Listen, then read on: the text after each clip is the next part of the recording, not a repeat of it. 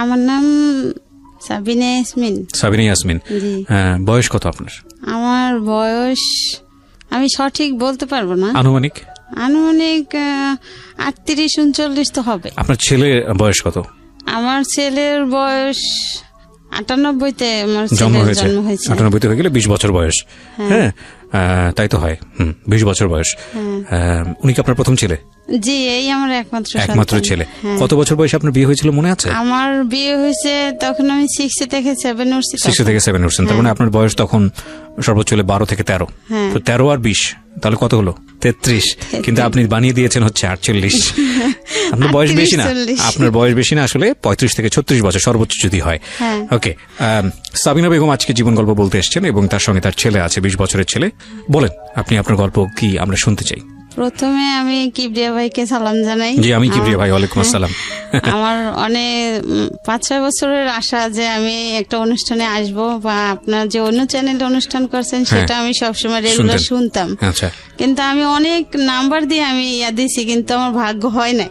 আচ্ছা। তো সেদিন এই গত সপ্তাহে আমি দেওয়ার পরে আমি পাইলাম, তো আমার ভাগ্য, এখানে আসার ভাগ্য খুললো। তো আমার বাড়ি হচ্ছে বরিশালে, কাউইনা থানা, আর আমরা 10 ভাই বোন। বাবা মা নাই। বাবা কি করতেন? বাবা কৃষক ছিলেন। আমি 10 ভাই বোনের ছোট। তো আমার বাবা ছোটবেলায় মারা গেছে, আমার বাবার কথা মনে নেই। আচ্ছা। আর আমার মা ছিল, আর ভাইয়েরা ছিল। তো ভাইয়েরা তো আমরা পিঠাপিঠি ভাই বোন, কেউ ইনকাম সোর্স ভালো ছিল না।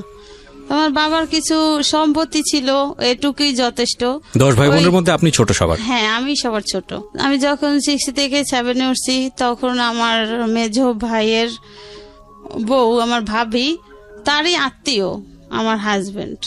তো একদিন হঠাৎ করে আমার মাকে বলে যে ওকে বিয়ে দিলে ভালো ছেলে আছে। তো কোথায় ছেলে?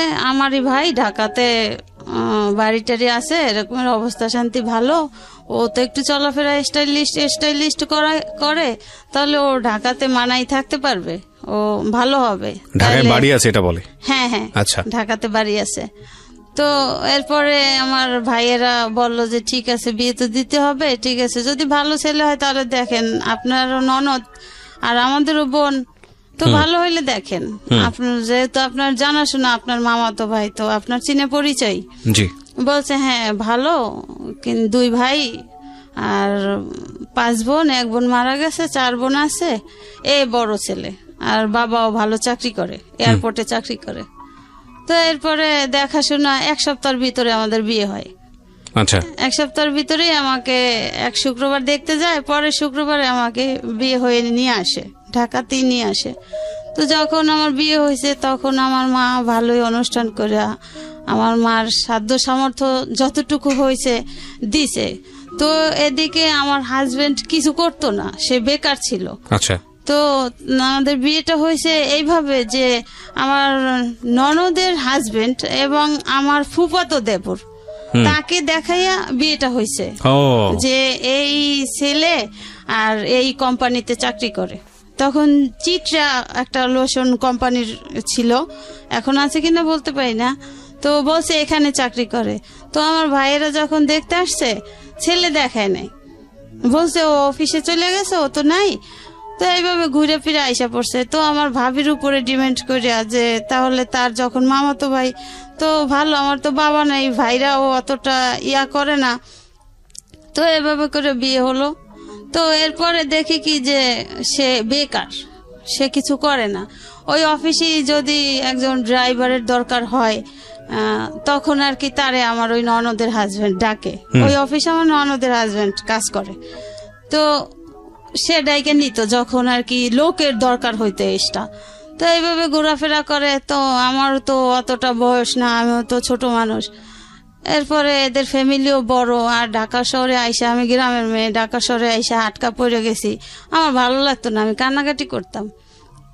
এরপরে আমাকে একবারে সে প্রথম থেকে 10 দিন পরে নিতে আয়, যে ঢাকা শহরে বিয়ে হয়েছে, এত দূরে সবাই যাব, একটা খরচের ব্যাপার স্যাপার, তো কয়েকদিন থাকুক, এরপরে নিতে আসি। তো আমার যখন নতুন অবস্থায় আমার কেমন জানি তাদের ভালো লাগতো না, এবং আমার হাজবেন্ডেরও তার মা যেটা বলতো সেটাই, মার কথা মতো। তো আমি যে তার নতুন বউ, আমার সাথে যে কিভাবে একটা আচরণ করা, কিভাবে একটা ওটা তার ভিতরে নাই। আচ্ছা। তো আমি না তখনই দেশে যেয়ে খুব কান্নাকাটি করতাম, কিন্তু কাউকে কিছু বলতাম না। তো কান্নাকাটি করতাম যে আমার এত দূরে বিয়ে দিছে, কেমন জানি লোকটা, তো ভালো লাগে না আমার। তো আমার মা ওটা কেয়ার করতো যে আমি তো সবার ছোট, তাহলে আমি এত কান্নাকাটি কেন করি। আর আমার হাজবেন্ডকে দেখলে আমি ভয় পাইতাম। হ্যাঁ, তো এরপরে মা জিজ্ঞাসা করতো কি সমস্যা। আমি কই আমার না যাইতে ভাল লাগে না, কেমন জানি আমার ওইখানে থাকতে ভাল লাগে না। তো আমার ভাই বলে কি যে তো ছোট মানুষ, বিয়ে হয়ে গেছে, আর কোনোদিন তো তোমাকে ছাড়া থাকে না, এই জন্য ওর হয়তো থাকতে ভালো লাগে না। তো তুমি এই ব্যাপারে ওকে কিন্তু আশকারা দিও না। ছোট মানুষ, তুমি যদি এখানে থাকতে আশকারা দাও তাহলে আর শ্বশুর বাড়ি যাইতে চাইবে না। তো থাকতে থাকতে সয়ে যাবে, ঢাকা খোলামেলা থাকছে, গ্রামের বাড়ি খেলাধুলা করছে, এখন আটকা পড়ে গেছে, ওর ভালো লাগে না। তো এইভাবে করে মনে করেন 2-3 মাস থাকছি। 2-3 মাস থাকার পরে আবার আমি কান্নাকাটি করছি যাওয়ার জন্য, আমি মায়ের কাছে যাব, আমি এখানে থাকবো না। এবার আমার শ্বশুর আমাকে দিয়ে আসতো। শ্বশুর দিয়ে এসে আবার মনে করেন সপ্তাহ বা 15 দিন পরে আবার শ্বশুর গিয়া নিয়ে আসতো।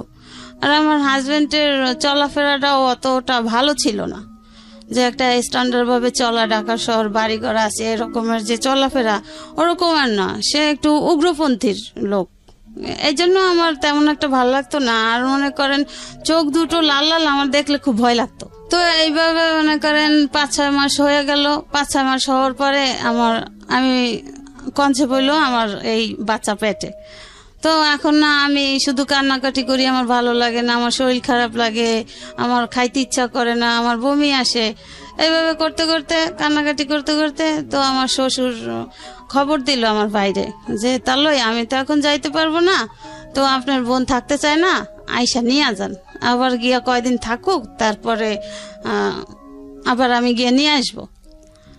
তো এইভাবে করে আমি অসুস্থ খাওয়া দাওয়া করতে পারি না।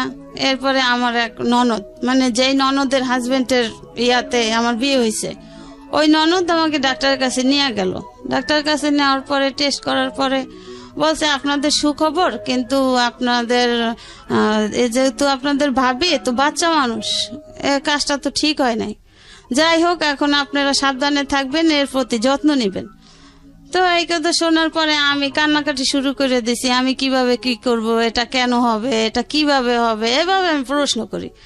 তো এরপরে আমার ভাই আইসা আমাকে নিয়ে গেল দেশে যাওয়ার পরে মনে করেন আমার স্বামী বেকার, তেমন একটা আমাদের কেয়ার করে না, সে তার মায়ের কথা মতো চলে, তার যখন মন চায় সে ঘরে আসে, না মন চায় না আসে, সে বাইরে থাকে, এভাবে করে। মানে সে বিয়ের আগেও যেভাবে কইরা আসছে, তো বিয়ের পরেও সেটাই করতেছে। তাকে বিয়ে করছে যে সে ঘরে আসবে, সে কাজ বাজ ঠিক মতো করবে, কিন্তু তার ভিতরে সেটা নাই। সে যে এখন একজন বাবা হতে যাচ্ছে, সে অনুভূতি তার নাই। তো সে আগে যেভাবে চলে আসছে ওভাবেই সে চলতেছে, তখনও কিছু করে না, কাজকর্ম করে না, তখনও সে কিছু করে না। তো এরপরে মনে করেন ওই যখন যেই কাজে কেউ ডাকে ওই কাজ করে, এমনি সে রেগুলারলি একটা চাকরি বাধা করা সেটা সে করে। ঢাকাতে কি বাড়ি ছিল? হ্যাঁ, ঢাকাতে বাড়িতে। কোথায়? এয়ারপোর্টে। এয়ারপোর্টের কোথায়, কোন এলাকায়? এয়ারপোর্টে রেল লাইনের ওই পারে, মোল্লারটেক। আচ্ছা, ঠিক আছে, বলেন তো। এরপরে মনে করেন আমার শ্বশুর বিমানে চাকরি করে এয়ারপোর্টে। তো এরপরে তো বাচ্চা পেটে, এখন আমি অসুস্থ, দিনে দিনে আরো অসুস্থ হয়ে যাচ্ছি, খাওয়া দাওয়া করতে পারতেছি না। এরপরে আমার ভাইকে খবর দেওয়ার পরে আমার ভাই এসে আমাকে নিয়ে গেল। নিয়ে যাওয়ার পরে এরপর কয়দিন পরে ওর বাবা গেছে, ওর বাবা যাইয়ে 2-3 দিন থেকে চলে আসছে, আমি আর আসি নাই। তো আমার ভাবিরাও বলে যে ছোট মানুষ, দেখো তুমিও নাকি তেমন একটা কেয়ার করো না, তুমি এরকমের করো, আমরা তো জানি যে তুমি ভালো একটা চাকরি করো, কিন্তু এটা যাই না, আমরা তো বিয়ে দিছি, এখন তুমি স্বামী, তুমি যদি চাকরি না করো আর যদি কাজ বাজ না করো, তোমার যদি ইনকাম না থাকে, তাহলে সে বউয়ের মূল্যটা কেমন থাকে। হ্যাঁ, তো এদিকে মনে করেন আমার শাশুড়ি নাকি আমাকে পছন্দ করতো না। এটা মনে করেন আমার শাশুড়ি আর শ্বশুর দুইজনে মানে কইরা আমার শ্বশুর আমাকে পছন্দ করে নিছে, আর আমার শাশুড়ি চাইছিল তার বোনের মেয়ে আনতে তার ছেলের জন্য। তো এখন আমি যেটা মনে করি, হয়তো সেজন্য আমার স্বামী এরকমের করতো আমার সাথে, বা সে তার মায়ের কথা শুনতো, মা যেভাবে বলতো সেইভাবে চলতো। তো এরপরে তো আমি দেশে যাওয়ার পরে এভাবে করতে করতে আমার হাজবেন্ড 2-3 বার গেছে, যাইয়ে আসছে, আমি আর আসি নাই, আমি আসতে চাই না, কান্নাকাটি করি। এবার আমার মা বলে যে ঠিক আছে, বিয়ে তো আমি দিছি। আমার ভাইয়েরাও রাগারাগি করে, কেন যাবে না, কেন যাইতে চাবে না, এরকম রাগারাগি করে। তো আমার মা বলছে ঠিক আছে, কোনো সমস্যা নাই, ছোট মানুষ, এখন যেহেতু বাচ্চা কাচ্চা হবে, থাক আমার কাছে। আর এই অবস্থায় তো মেয়েরা মায়ের কাছেই থাকে, তো আমার কাছেই থাক।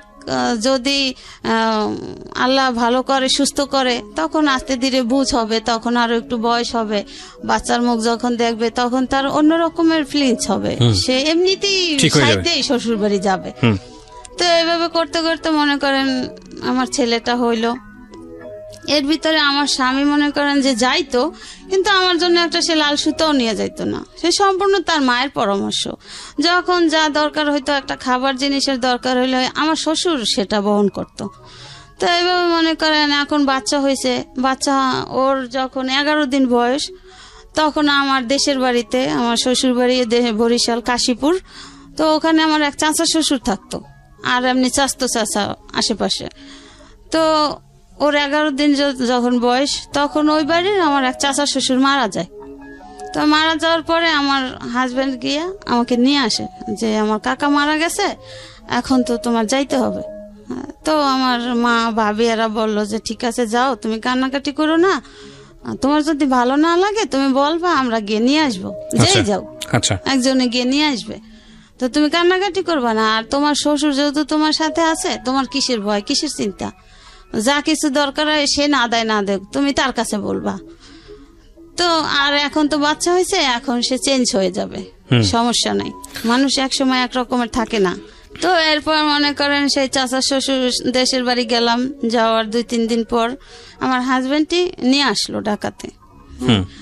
ঢাকাতে নিয়ে আসলো, সেই একই বাচ্চার তখন বয়স কত? মনে করেন 15 দিন হয়েছে। 15 দিন। নাম কি রাখলেন? ওই দিন নাম রাখা হয়েছে ওই সময়? হ্যাঁ, ওর জন্মের সাথে সাথে যখন আমার ভাইয়া ফোন কইরা বলছে, তারপরে ওর বাবা, ওর দাদা, ওর চাচাতো দাদা, তারা গেছে, তারাই নাম রাখছে। আমার দাদি, আমার শাশুড়ি নাকি ওর দাদি নাম রাখছে তানভীর হোসেন। হ্যাঁ, আর আমার আম্মা রাখছে, ওর জন্ম হয়েছে রবিবার, এই জন্য ওর নাম রাখছে রবি। ঠিক আছে, আম্মা রাখছে রবি। তারপর এরপরে তো আসলাম, আসার পরে ওই সেই একই অবস্থা। এদিকে আমিও তো মনে করেন ছোট মানুষ, ঘুমাইতে পারি না, আমারও অশান্তি লাগে। আপনার তখন 13-14 বছর বয়স যখন আপনার বিয়ে হয়েছে? হ্যাঁ হ্যাঁ। মনে করেন আমার আর সংসারের কাজও আমার করতে হয়। ওই যে আমার শাশুড়ি যে আমাকে পছন্দ করতো না, ওইটা তো আমি বুঝতাম না যে সে আমাকে পছন্দ করতো না। তা আমাকে আনার পরে আমার শ্বশুর বলছিল যে তো আমার আরো কয়টা মেয়ে, 4টা মেয়ে আছে, আর তুমি একটা মেয়ে, আমার মেয়েদের থেকে তোমার বয়স কম, তুমি হয়তো সম্পর্কে বড় ভাবি, কিন্তু তোমার বয়স কম, আমি সেটা মানি। আপনি ওখানে গিয়ে রান্না বান্না করে ঘর সংসার করতেন? হ্যাঁ। কতজন মানুষের রান্না বান্না করতে হতো ওখানে? মনে করেন আমার 4টা ননদ, তারপর ননদের হাজবেন্ড, তারপরে বড় ননদের 2টা বাচ্চা, সব মিলে কতজন? শ্বশুর শাশুড়ি, আমি, আমার হাজবেন্ড, এই সবগুলো মানুষের রান্না বান্না আপনার করতে হতো? হ্যাঁ, আমার করতে হতো। 13-14 বছর বয়স, খেয়াল করবেন কিন্তু, বাচ্চা আছে একটা কোলে। হ্যাঁ, তখন লাকড়ির চুলে রান্না করতে হতো। তো আমার জীবনে তো আমি মনে করেন দেশের বাড়ি থাকলেও আমি মায়ের ছোট, আবার ভাবিরা আছে, আমার তো কখনো কাজ করতে হতো না, আমি তো ঘুরতাম আর খাইতাম। এরপরে মনে করেন যে ওই রান্না করতে হইতো, যে ওই যে কাঠের লাকড়ির চুলায় যে ভুসি গাদাইয়া রান্না করে না, যে গুড়ি দিয়া, কাঠের গুড়ি, ওগুলো তো আমি পারতাম না, তো ওগুলো আমার করতে হইতো। আমি কেন রান্না বসাইতাম, আমার 5 ঘন্টা আমার রান্না হইতো না, চুলা জ্বলতো না, আমি চুলা ফুগাইতে ফুগাইতে লাল হয়ে যেতাম। বুঝতে পেরেছি। আপনি গেলেন, তারপর গিয়ে দেখলেন আপনার হাজবেন্ড আগের মতোই? হ্যাঁ, আগের মতোই। তো এখন মনে করেন এখন আমার বাচ্চার দুধেও হয় না, এখন বাচ্চার আলগা খাবার খাওয়াইতে হবে। এখন আমার স্বামী তো ইনকাম করে না, কি করবে? এরপরে সব দায়িত্ব আমার শ্বশুরেরই। তো আমার শ্বশুরও মাঝে মাঝে আমার স্বামীকে রাগ করতো যে এখন বাচ্চা কাচ্চা হয়েছে, বিয়ে শাদী করাইছি, এখনো আমি তোরেও পালমো, তোর বউ পালমো, বাচ্চাও পালমো, হ্যাঁ যা তুই ঘর থেকে বের হয়ে যা। এগুলো করতো আমার, হ্যাঁ শ্বশুর বলতো, এগুলো করতো আমার শাশুড়ির উপরে রাগ কইরা, যে তোকে ভালো বানানোর জন্য বিয়ে করছি, তোর মায়ের এগেনস্টে যাইয়া তোর মা যেটা চাইছে আমি সেটা করতে দেই নাই, তোর ভালোর জন্য। হ্যাঁ, আর তুই এখনো সেইটাই করো। তা আমি অনেক কষ্ট করে, মনে করেন যখন বাচ্চাকে আলগা খাবার খাওয়াইতাম, আমার শ্বশুর তখন মিলবিটা দুধ ছিল, হ্যাঁ, এক প্যাকেট 1 পোয়া দুধ এনে দিলে আমার ননদরা সেটা হিসাব দিত যে এটা 2 দিন খাওয়াবেন। 1 পোয়া দুধ? 1 পোয়া দুধ ছোট বাচ্চাকে? হ্যাঁ, 2 দিন খাওয়াবেন। 1 পোয়া দুধ বেশি খাওয়ানো লাগে না, সুজি হয়। এরপর মনে করেন আমার স্বামীর কামাই না, সে ওই অবস্থায় চলতেছে যে তার যে একটা বাচ্চা হয়েছে, বাচ্চা চালাইতে হবে, তার ওরকমের কোনো ফিলিংস নাই। তার মা যেটা বলে, মা যদি বলে যে তুই এনে বসে থাক। আবার বিধি আপনার কাছে আবারও ফিরছি। এরপরে এভাবে চলতে চলতে তো বাচ্চার বছরখানে হইতেছে, তো বাচ্চার তো খাবার আরো বাড়তেছে, বড় হইতেছে, আরো বাড়তেছে, আমার বুকের দুধে হয় না।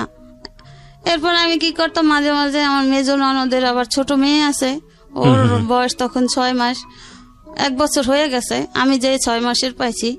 তো ওই বাচ্চারা যে সুজি খাওয়াইতো, আমি মাঝে মাঝে ওর সুজি যে খাওয়াইয়া বাচ্চা থাকতো, ওগুলো আইনা পানি গরম করিয়া মিলাইয়া পাতলা করিয়া খাওয়াইতাম।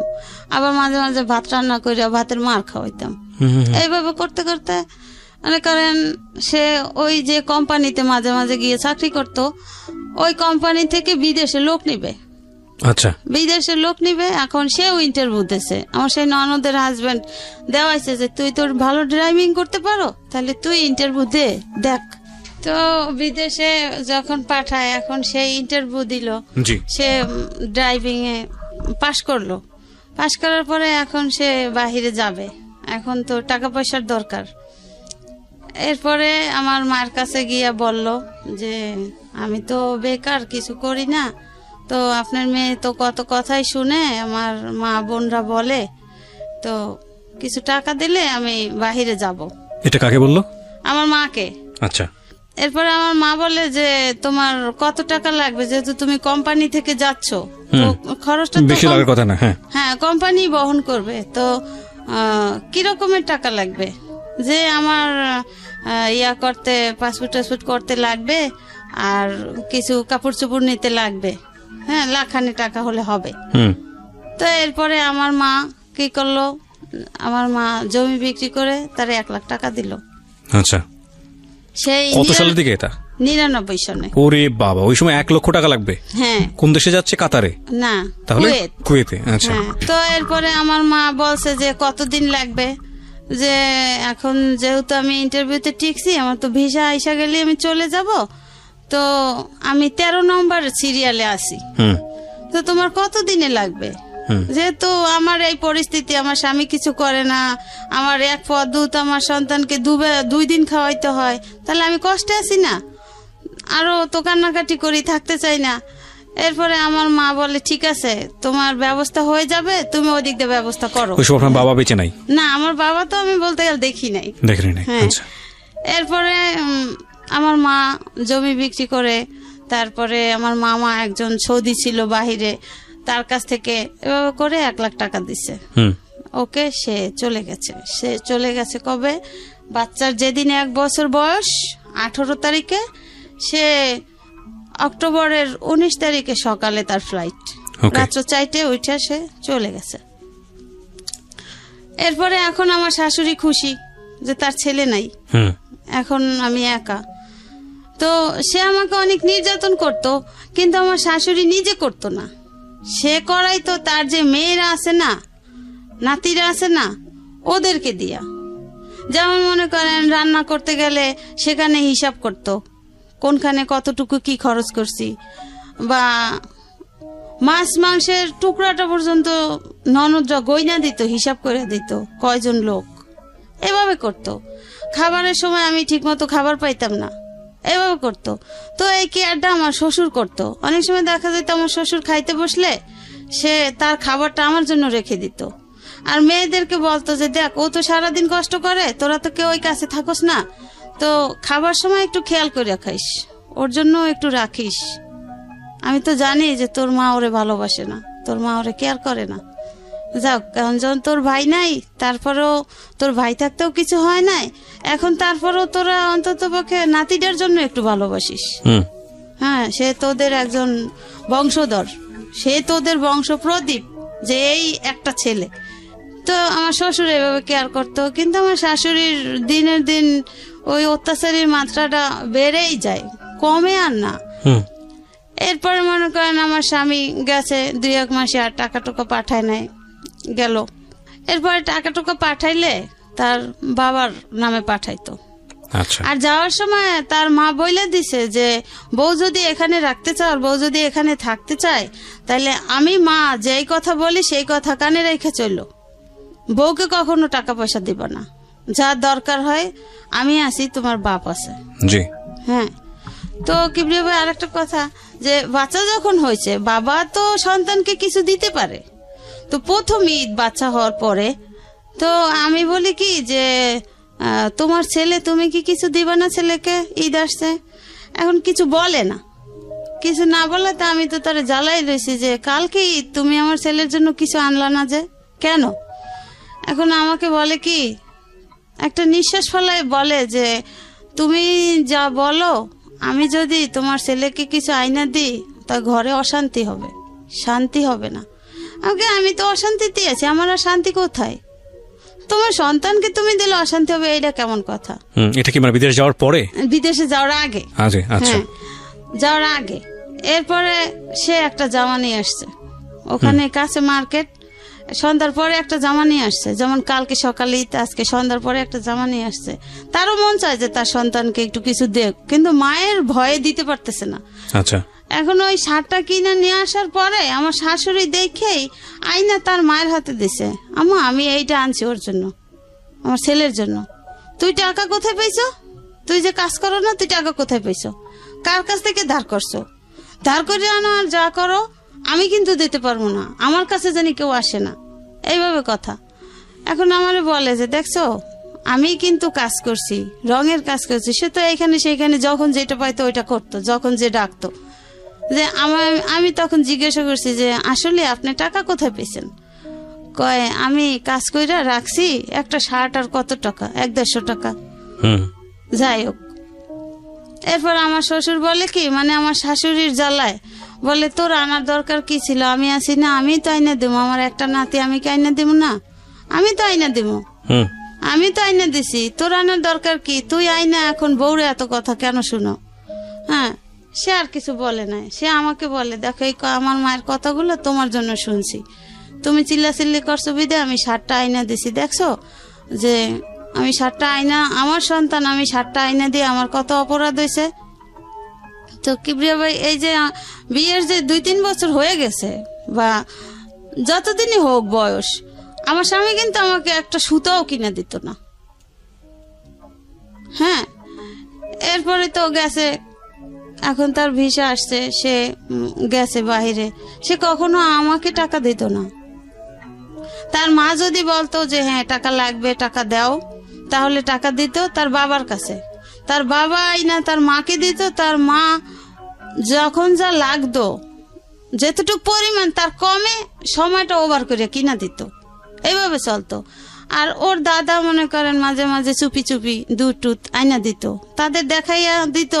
সে বুঝতো যে এতে তো হয় না, যেভাবে আমার স্ত্রী মেয়েরা হিসাব করে, তো ও কোথায় যাবে, তো সে আইনা দিত। এভাবে করে মনে করেন ছেলে আস্তে আস্তে বড় হইল। সেই যে 99-তে গেছে, অক্টোবরের 19 তারিখে, সে 3 সালে আসছে। 3 সালে আসছে, সে ওইখানে গেছে আপনার ক্যাপিটিসিটি কোম্পানিতে। তো বেতন টেতন যা পাইতো সে নিজে চলতো, আর কিছু কিছু পাঠাইতো বাবার কাছে। আমার কোনো অ্যাকাউন্ট ছিল না, সে আজও পর্যন্ত কোনো অ্যাকাউন্ট আমার নামে করে নাই কখনো। তো ওই টাকা মায়ের কাছে পাঠাইতো। এদিকে মনে করেন আমার বাচ্চার বয়স 5-6 বছর হয়ে গেছে, সে ওই যে 3 সালে গেছে আর আসে নাই। 3 সালে গেছে, 3 সালে যখন আসছে, আসার পরে মনে করেন সে যেদিন আসছে তখন তো বাচ্চা ছোট, 2-2.5 বছরের। তখন ওই ওর ফুফাতো ভাই বোন ওর বাবাকে মামা ডাকতো, ও মামা ডাকতো। ওর যে বাবা, ও তো আর সেটা বুঝতো না। ওরে বললো ওই যে সবাই মামা ডাকে, ওই যে আপুরা ভাইয়ারা মামা ডাকে, আমারও মামা। ঠিক আছে, তুমি যদি মামা ডাকে ভালো মনে করো ডাকো, যখন বুঝবা তখন বাবা ডাকবা। এরপরে কি স্যার, আমার স্বামী 3 সালে আসরে আজানের পরে আসছে, সন্ধ্যার আগে আগে, মানে বিদেশ থেকে। হ্যাঁ। কত বছর পরে? ওই যে 99-তে গেছে, 4 বছর পর। আর 3 সালে আসছে।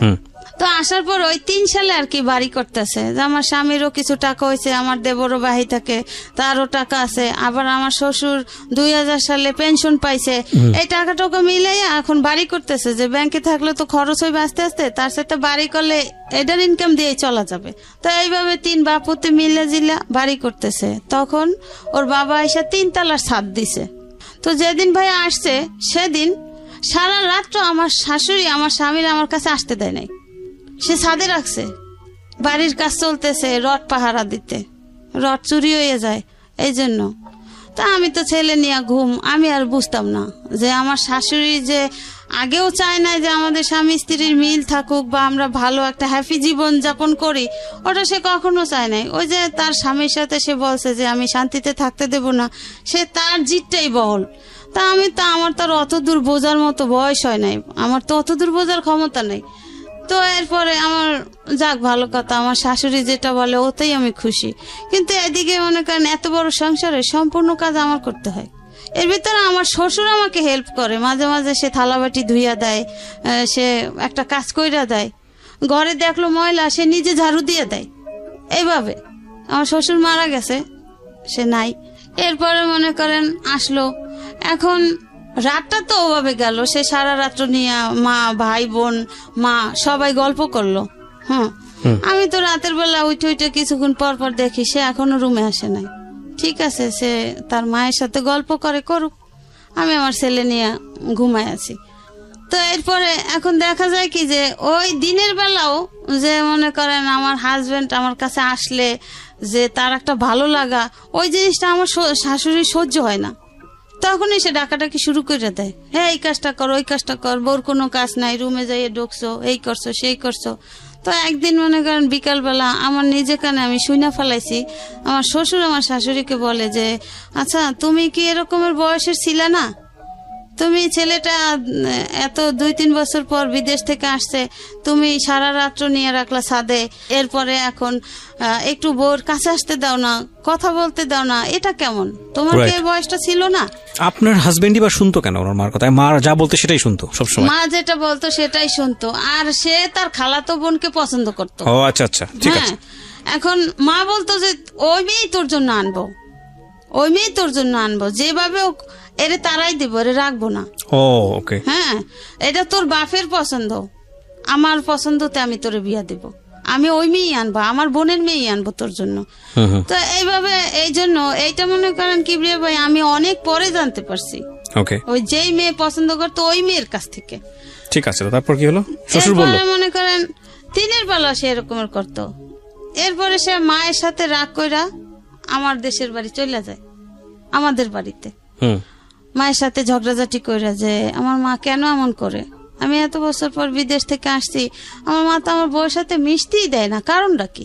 সে আমি আমার বউয়ের পাশে বসলেও আমার মায়ের জ্বালা হয়ে যায়, কেন এমন কেন করে? এসে রাগ করিয়া আমার মায়ের কাছে গেছে, যাইয়ে বলছে যে আম্মা এই ব্যাপার, আমি রাগ করে আসছি। মনে করেন বিদেশ থেকে আসার 3-4 দিন পরে। এরপরে সে সপ্তাহখানে আমাদের ওইখানে থাকছে, থাকার পরে সে আসছে তার মামাতো বোনের কাছে মোহাম্মদপুরে, এই মোহাম্মদপুরে শ্যামলী বাড়ি আছে। তো ওখানে আসছে, আসার পরে আমার এই মামাতো ননদের কাছে নালিশ করছে যে এই ঘটনা আমার আম্মা এই করে। তো আমার এই ননদের হাজবেন্ডে নিয়ে বাসায় আসছে, বাসায় আসার পরে আমার ননদের হাজবেন্ড জিজ্ঞাসা করে যে ফুপা মা আপনি এরকমের কেন করেন, আপনি আপনার পছন্দ হোক বা না হোক বউ তো আর দেখতে খারাপ না, বা আপনার এমন না যে ফুফায় গরিবের ঘরের মেয়ে টাইনে আনছে আপনার পছন্দ হয় নাই, এটা তো অপছন্দর কিছু না, আমরা তো দেখতেছি বউ বেশ ভালো, আপনার সংসারটা ম্যানেজ করে সে চলতে আছে, সে যদিও আপনার মেয়েদের থেকে বয়সে ছোট কিন্তু সম্পর্কে বড়, তারপরও গ্রামের মেয়ে চালু আছে, কাজ কাম সবই তো আপনার কইরা যাইতে আছে, তাহলে আপনি কেন এমন করেন? এইভাবে করতে করতে কিবরে ভাই সে 2 মাসের ছুটি আনছিল, সে মায়ের জ্বালায় আর থাকতে না পাইরা সে মনে করেন 15 দিনের মাথায় আবার চলে গেছে, সে আর থাকে নাই, 15 দিনের মাথায় আবার চলে গেছে। যাওয়ার পরে যখন গেছে তখন আমারে বলছে কি যে যদি আমার মায়ের জ্বালা যন্ত্রণা সহ্য করে তুমি থাকতে পারো ছেলেকে নিয়ে তাহলে থাইকো, আর যদি না থাকতে পারো তাহলে তুমি চলে যাও। এখন মনে করেন ওদিকে আমার বাবা নাই, আমার মা অসুস্থ, স্ট্রোক করে অসুস্থ হয়ে গেছে। তো আমার মায়ের সেবা কে করে?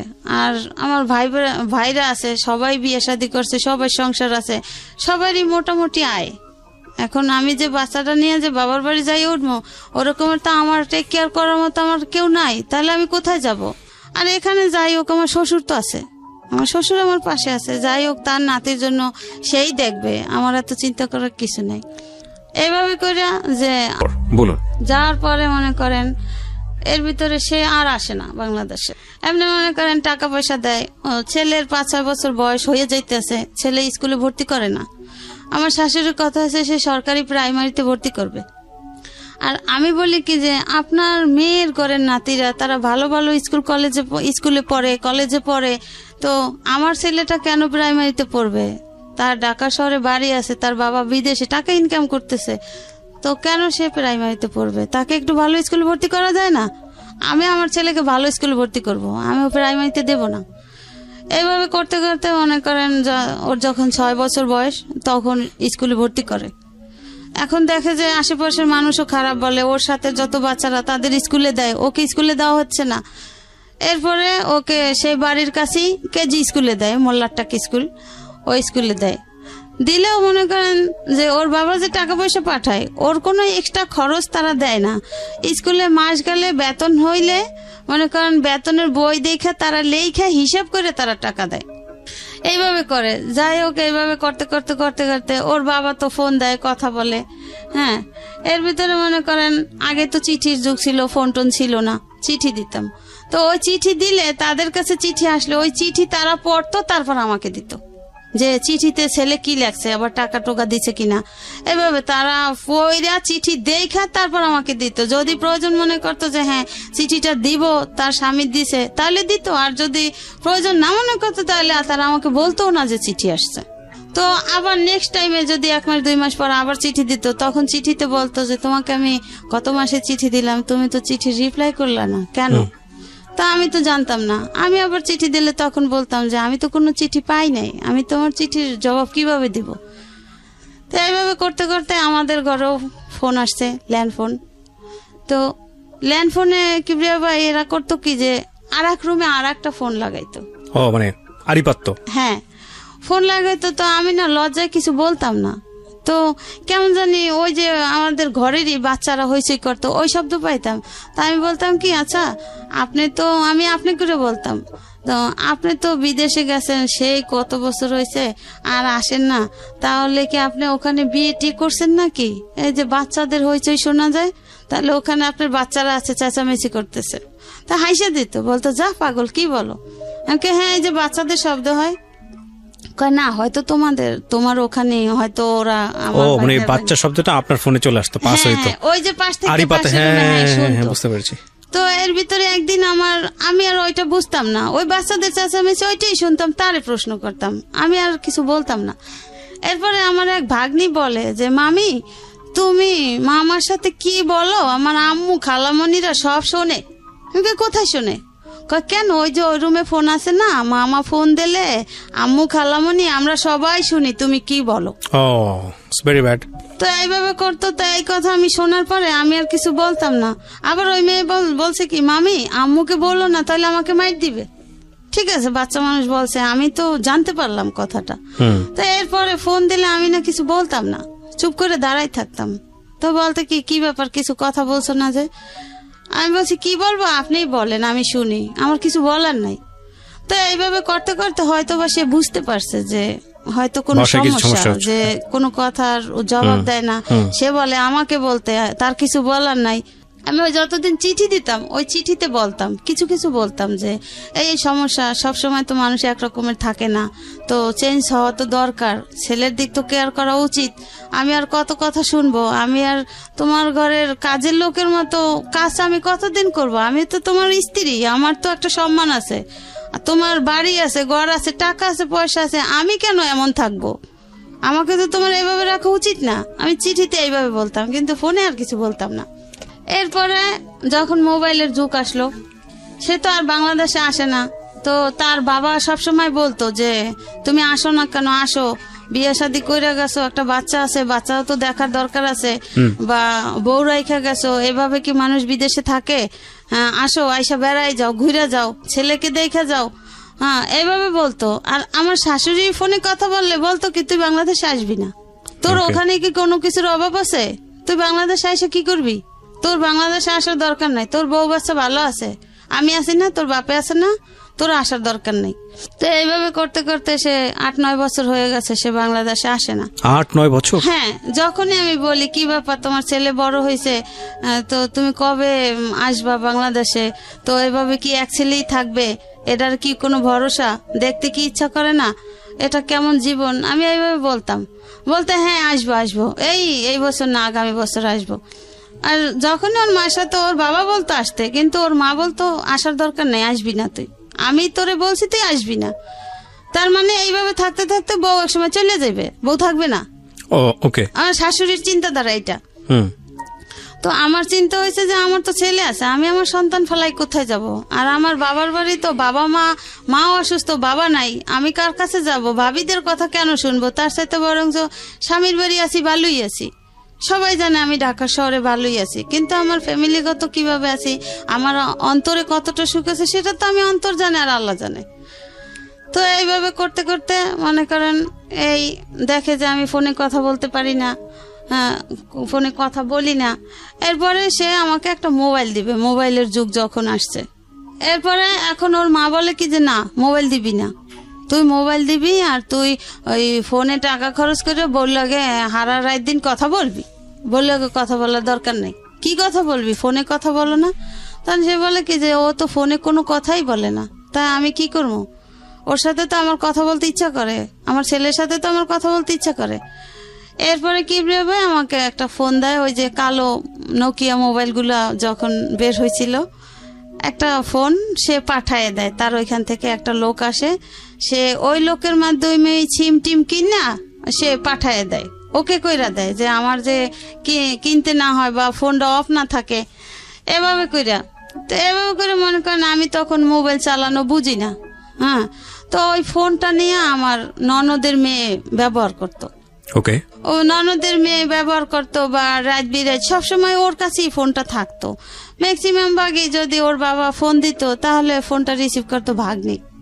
তো ওই ফোনে মনে করেন সে মেয়ে কলেজে পড়ে, ভার্সিটিতে পড়ে, সে মেয়ে আমার ফোনে কথা বলে বিভিন্ন রকমের ছেলেদের সাথে। তা আমি তো ওগুলা আমি মনে করি ও ভাগ্নি, ওর মোবাইল নাই, ঠিক আছে, আমার তোর মোবাইলের প্রয়োজন হয় না, ওর মামা ফোন দিলে তো আমাকে দিবি।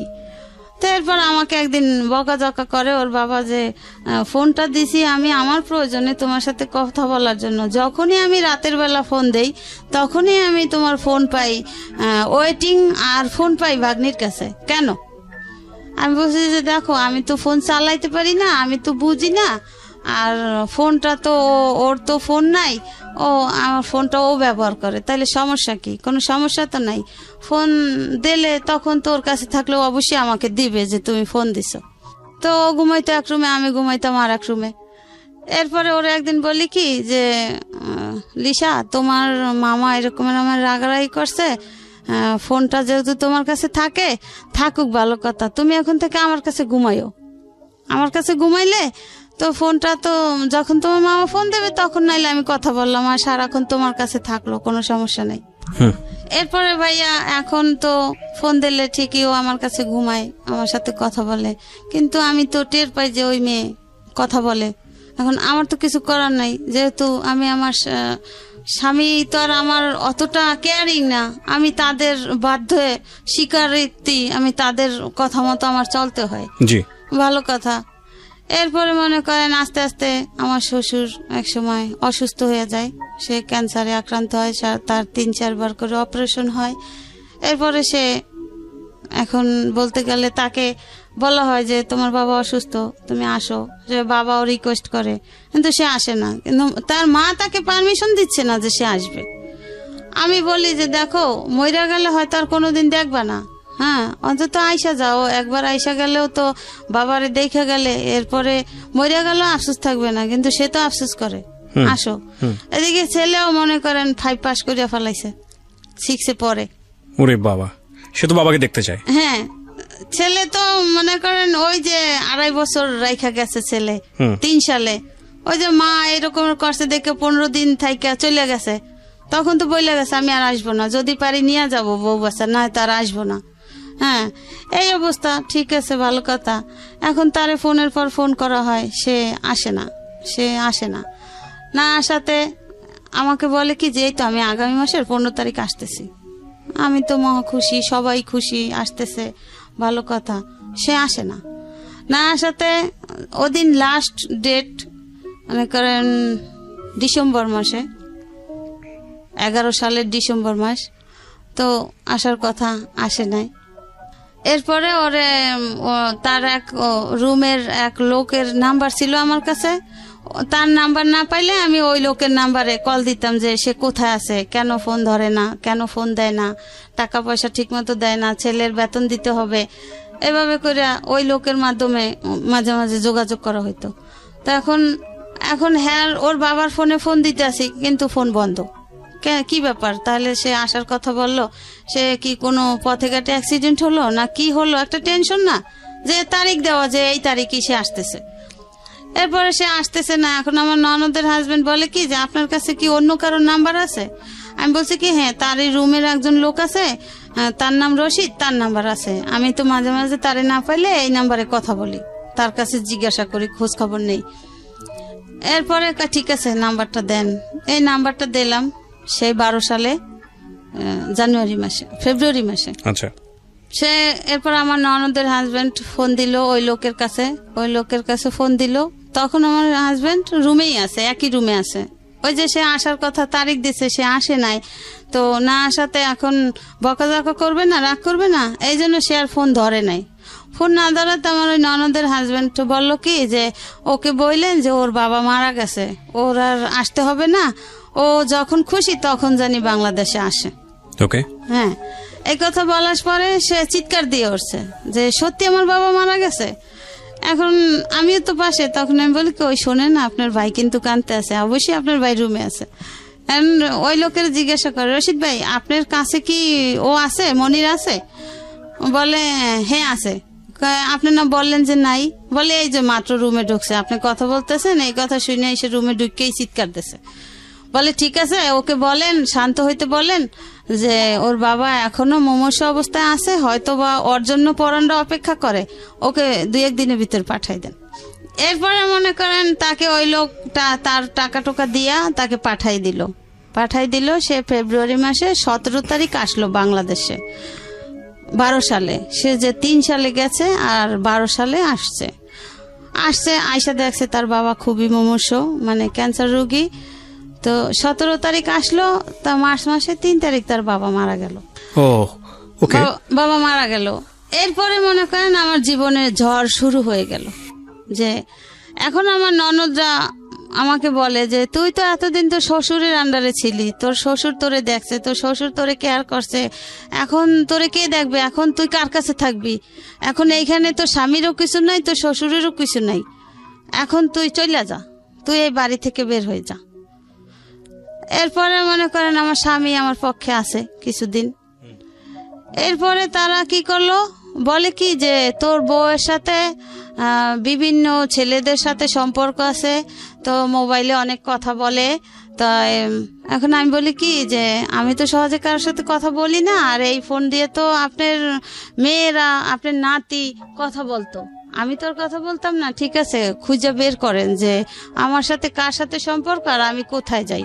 আমার ছেলে যে কিবরিয়া ভাই স্কুলে যাইতো, আমি কিন্তু স্কুলে যাইতাম না, কেন আমি মনে করেন সবসময় একটু পর্দায় থাকার চেষ্টা করতাম, আর আমি 5 ওয়াক্ত নামাজ পড়তাম, আমি সহজে বাইরে বের হইতাম না। যে আমার স্বামী নাই, আমার একজনে একটা কথা বলতেই পারে, একজনে একটা কথা বইলে ফেলাইতে পারে, যেহেতু আমার ঘরের পরিস্থিতি ভালো না, আমার ঘরের মানুষই আমার পছন্দ করে না, ভালোবাসে না, তাহলে আমার তো সেইভাবে চলতে হবে। এইভাবে করতে করতে এখন মনে করেন আমার স্বামীরে এমন ভাবে করে লইছে। হ্যাঁ, এরপরে আমার স্বামী বলে কি ঠিক আছে মা, অনেক বছর তো একত্র ছিল, এখন তাইলে একটা কাজ করেন, ওরে আমার ছেলে নিয়ে একটা আলাদা রুম ছাইরা দেন, আমি যতটুকু পারবো দেবো, যেমনি পারে ও চলবে ছেলে নিয়ে।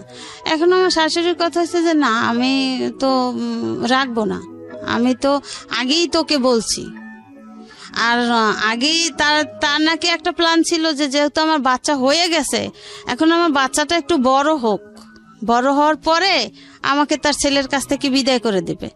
এরপরে মনে করেন এখন তো বিভিন্ন রকমের কথা, এখন আমি তো কথা জীবনেও শুনি নাই বা কি করব। এখন আমার স্বামী পারতেছে না আমার শাশুড়ির সাথে। এখন আমার স্বামী বলে কি, ঠিক আছে মা, তাহলে আমি তো বাড়িঘর করতে টাকা দিছি, তাহলে আমার কিছু টাকা দেন, আমি দেশের বাড়ি ঘর করে ওরে দেশের বাড়ি রাখি। না, তা হবেই না, তা হবে না, তাকে বিদায় করা চাই। এখন কি করলো, দেখে যে না আমার স্বামীও মোটামুটি আমার পক্ষে আছে। এরপরে আমি বলি কি, দেখো ছেলে তো বড় হয়েছে, এখন ছেলে তো আর অবুঝ না, হ্যাঁ ছেলেও বোঝে। তোমার ছেলেকে জিজ্ঞাসা করো বা তোমার যে আত্মীয় স্বজন আছে, আশেপাশের লোক আছে, হ্যাঁ তুমি তাদের সবার কাছ থেকে খোঁজ খবর নাও আমি কোথাও গেছি কিনা। এরপরে মনে করেন এখন কোনো কিছু না পাইয়া আমার এক বোন আছে সায়দাবাদ, মাঝে মাঝে আমার ননদদেরকে নিয়ে যাইতাম, আমার এই ছেলেকে নিয়ে যাইতাম। হ্যাঁ আমি একা কখনো যাইতাম না, বা বেশিরভাগই আমার শ্বশুর আমাকে দিয়ে আসতো, আর আবার সেই গিয়ে নিয়ে আসতো।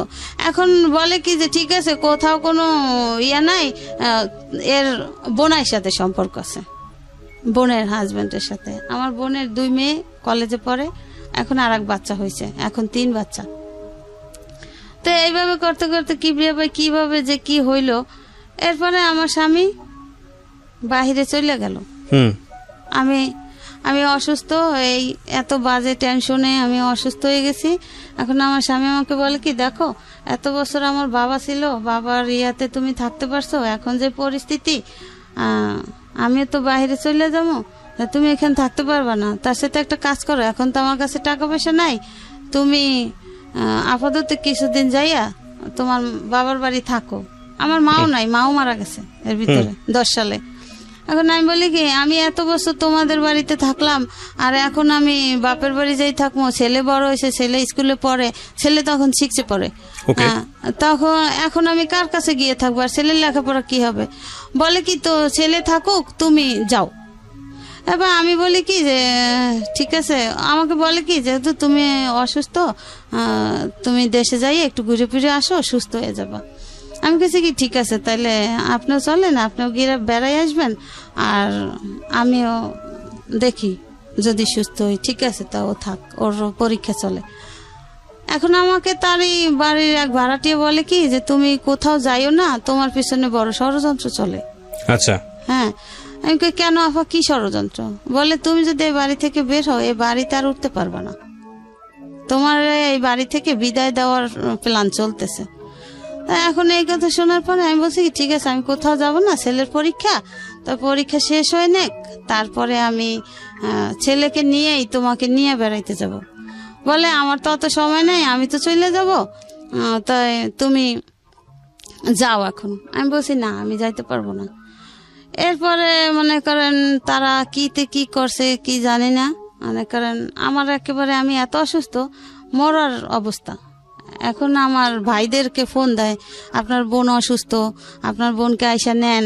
তা আমার ছেলের কাছে টাকা নাই, ওর বাবা মারা গেছে, ও হঠাৎ আইসা পড়ছে, হ্যাঁ তো এখন কি করবে। এরপরে আমি যাই না যাওয়াতে মনে করেন এরকমের করতে করতে 1 মাস শেষ হয়ে যায়। সে যে ফেব্রুয়ারি মাসের 17 তারিখ আসছে, মার্চ মাসের 3 তারিখ তো তার বাবা মারা গেছে। এই মার্চ মাসটা সে ছিল তো এইভাবে গন্ডগোলের ভিতরে। এরপরে একদিন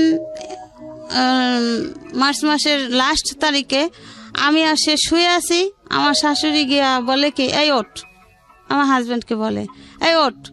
এখন বলে কি, কেন মা, কোথায় যাব? বলছে ওঠ, এদিকে গেছে অন্য রুমে ডাইকে নিয়ে, পাসপোর্টটা ছিল তার মায়ের হাতে। বলছে তুই এখন এয়ারপোর্ট যাইয়া পাসপোর্ট ওকে করে তুই কালকের সকালের ভিতর চলে যাবি, তুই থাকতে পারবি না। এরপরে সে ঠিকই মায়ের কথা মতো সে ওইটা ওকে কইরা আসে যে সে চলে যাবে। আমি আর জানি না, আমাকে কিছু বলে না। এপ্রিল মাসের 1 তারিখ গ্যাসের সমস্যা, সকালবেলা আমাকে বলে কি, তুমি একটু পোলাও রান্না করো। আমি কই কি, এখন তো গ্যাস নাই, তাহলে তুমি পোলাও খাবা, আরো আগে বলতা, এখন তো গ্যাস নাই, তাহলে একটা কাজ করি, দুপুর দিক দিয়ে তো গ্যাস আসবে, হ্যাঁ দুপুর দিক দিয়ে পোলাও রান্না করে তোমার খাওয়াবো। বলে তুমি ওই সময় পাবা না, আমি তো তখন থাকলে তো আমি খাবো। আমাকে থাকলে তো তুমি খাবো, মানে কোথায় যাচ্ছ? কয় যে আমি কিছুক্ষণ পরে চলে যাচ্ছি। এই এপ্রিলের 1 তারিখ। এখন আমি তো এটা শুই না, আমি কান্নাকাটি শুরু করে দিছি। আমি কই দেখো তোমার এই পরিস্থিতি, তোমার মা বোনরা এরকমের করে, তাহলে আমি ছেলেটা নিয়ে কি করব? না জানি আমার এরা মাইরেই ফেলাইবে, আমি থাকতে পারবো না। তাহলে তুমি আমার সাথে ওয়াদা করে যাও যে তুমি আবার কবে আসবা, তুমি কবে আসতেছো? এরপরে বলে কি আমি তোমার সাথে ওয়াদা করলাম, আমার ছেলে বড় হয়েছে, আমি তো বাবা মারা গেছে এই জন্য আসছি, তো আমার ওইখানের চাকরির মেয়াদ শেষ, তো আমার এমনি মনে করো এই বছরের জুন মাসে আমি আসতাম, হয়তো একেবারে আসতাম না, হয়তো ছুটিতে আসতাম, তো এখন আমি যাই, তো জুন মাসে আমি অবশ্যই আসবো। আমি বলছি না, আমি তোমাকে বিশ্বাস করি না, তুমি এত বছরে আসো নাই, তোমার বাবাও এত রিকোয়েস্ট করছে, আমি এত রিকোয়েস্ট করছি, তুমি আসো নাই, এখন তুমি চলে গেলে, তোমার মা করে ইয়া, তোমার বোনরা করে ইয়া, তাহলে আমারও জানে রাখবে না, আমারও মাইরে ফেলাইবে, আমার ছেলেরও মাইরে ফেলাইবে, আর তুমি তো আর আসবাই না। এরপর আমার হাতে হাত দিয়ে বলে কি না, আমি তোমার সাথে ওয়াদা করছি, আমার ছেলে বড় হয়েছে, আমার ছেলের জন্য আমাকে আসতে হবে, আমি চলে আসব, আমি আমার ডেট শেষ জুন মাসে, আমি জুন মাসে ঠিক চলে আসবো। আমি বলছি ঠিক তো? বলে হ্যাঁ ঠিক। এরপর ঠিক ওই সময় ওর মা বলছে কি তুই যে এই যাও, তুই আর বাংলাদেশে আসবি না, এটা আমার লাস্ট কথা। আর ওই যে বাজে কথা বইলা টইলা মোবাইল নিয়ে গেছে। এখন আমার স্বামী কয় কি যে ঠিক আছে মা, আমি মোবাইল তোমার কাছে দিয়ে গেলাম, ও মোবাইলে কথা বলবে না। আর আমি জানি যে প্রায় সময় রাত জায়গা আমার সাথে কথা বলতো, আমিই কথা বলতাম। এখন তোমার যদি সমস্যা হয়, আর তুমি তো সেই শুরু থেকেই বলছো যে না ফোনে কথা বলা যাবে না, ফোন দিতে না করছো, এবং ঘরে যে ফোন, সেই ফোনেও তোমরা আমাকে কথা বলতে দিতা না, তাও তোমরা বাহির থেকে শুনতা। আমি একটা চিঠি দিলে সেই চিঠিটা তোমরা ওর কাছে পৌঁছাইতা না, সেটা তোমরা গোপন করতা। এরপরে মনে করেন সে আবার জুন মাসের 25 তারিখ সকালবেলা হঠাৎ আইসা পড়ে আসছে। আচ্ছা, আইসা পড়ছে, আইসা বলে কি আমি তোমার সাথে ওয়াদা করছি না, দেখছো আমি আসছি। আমার মা আমাকে যতই বলুক যে আসবি না, আমার ছেলে এখন বড় হয়েছে, আমার সংসার দরকার আছে।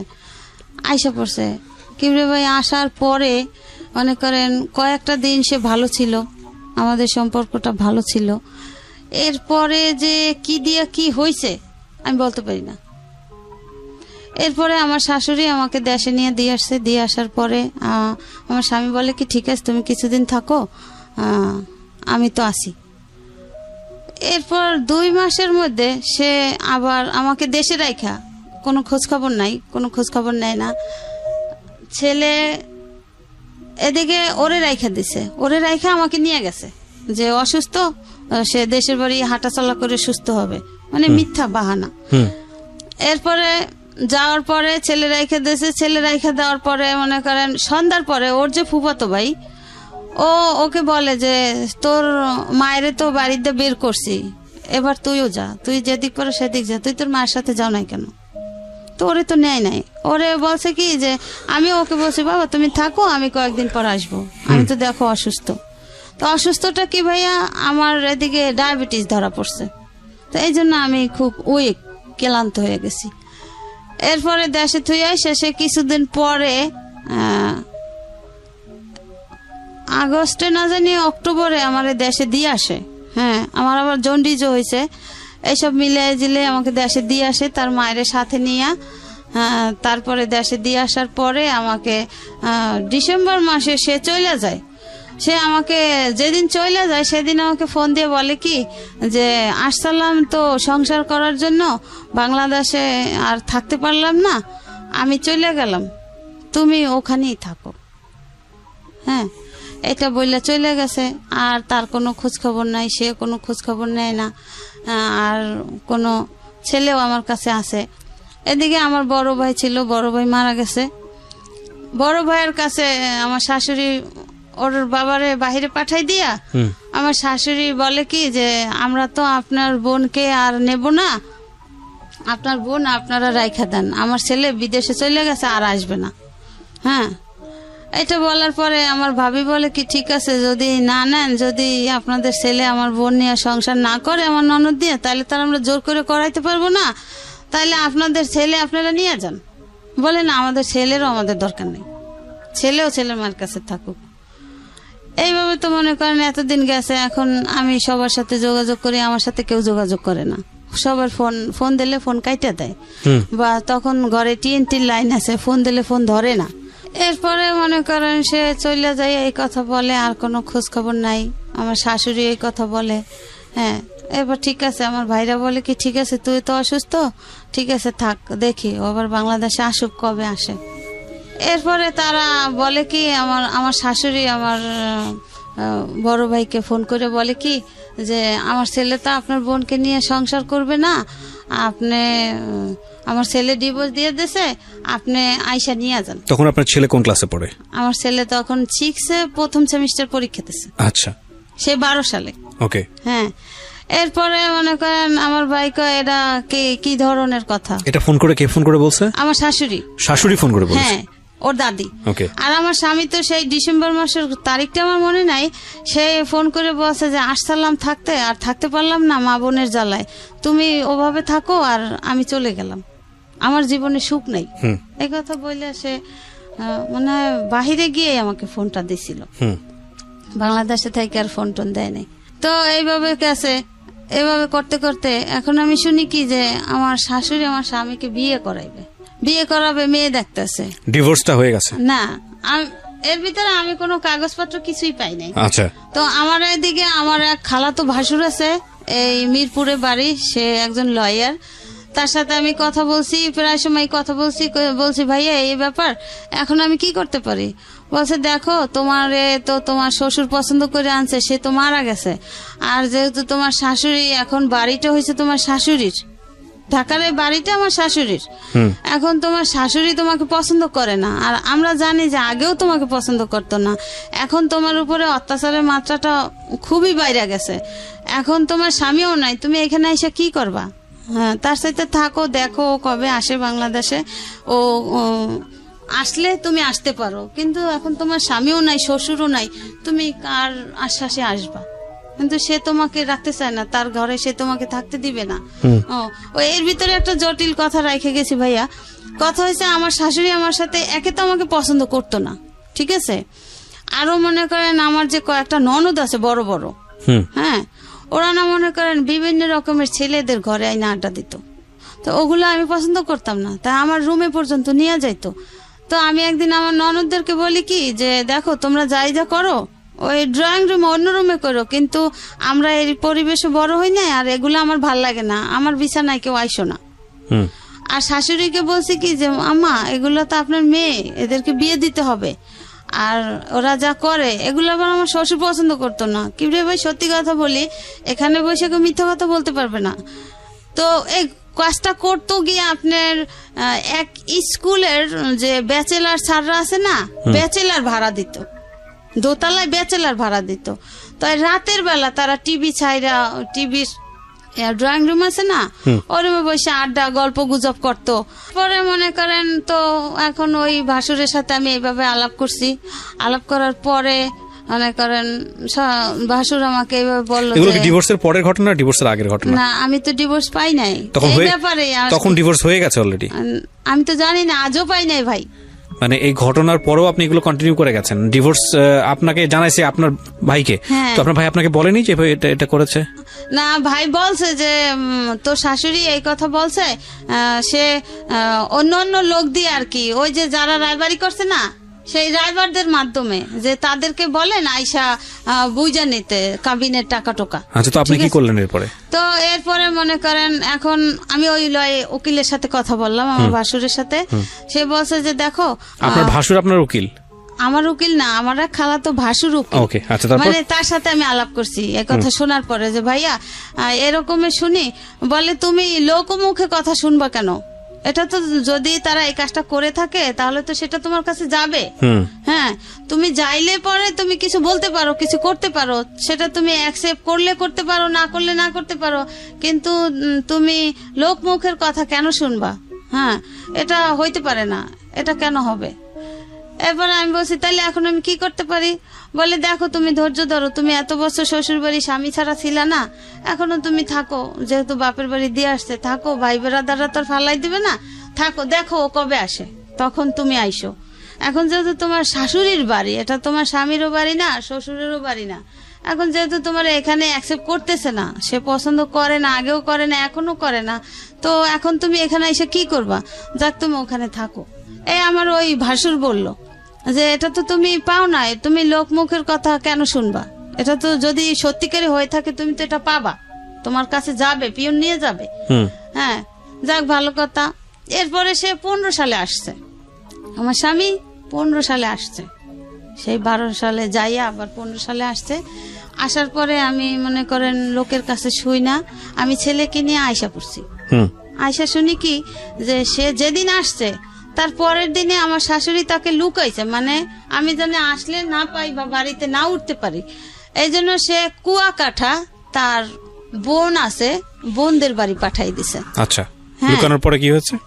এরপরে আমি মনে করেন তাদেরই আত্মীয় স্বজনরা আমারে ফোন করে বলছে যে ও তো আসছে, ও এরকমের এইখানে আছে, তো যেহেতু তুমি ঢাকাতে যাইতে নিয়েও শুনলা যে নাই, তো তুমি তোমার স্বামীর কাছে যাইতে পারো, গিয়ে দেখো যে কি বলে।